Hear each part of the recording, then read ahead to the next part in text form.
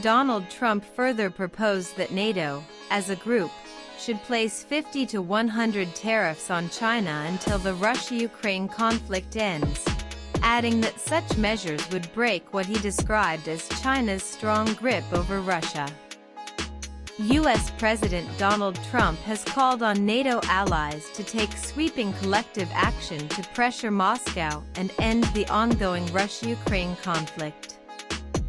In a strongly worded post on his social media platform, Truth Social, Trump urged NATO nations to stop purchasing Russian oil and to impose heavy tariffs on China ranging from 50 to 100 until the war concludes.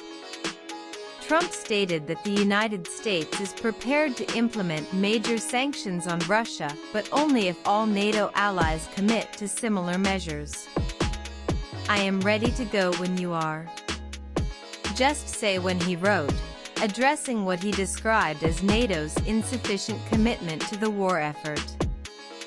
He criticized several NATO countries for continuing to buy Russian oil, saying it undermines the alliance's negotiating power with Moscow. In a letter-style message titled "A Letter Sent by President Donald J. Trump to All NATO Nations and the World," the former president emphasized that coordinated sanctions and trade measures could rapidly bring an end to the conflict.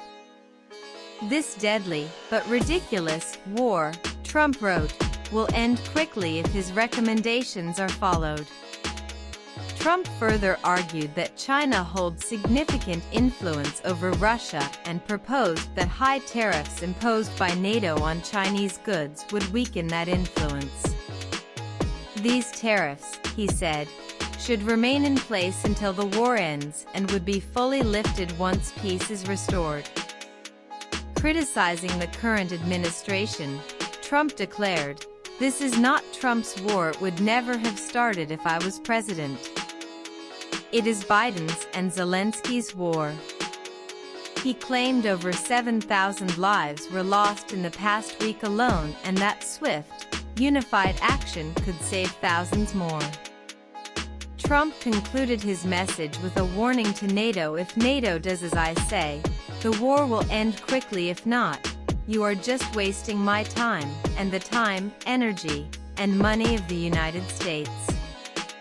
The post has sparked renewed debate over NATO's role in the conflict and the West's approach to diplomatic and economic pressure on Russia.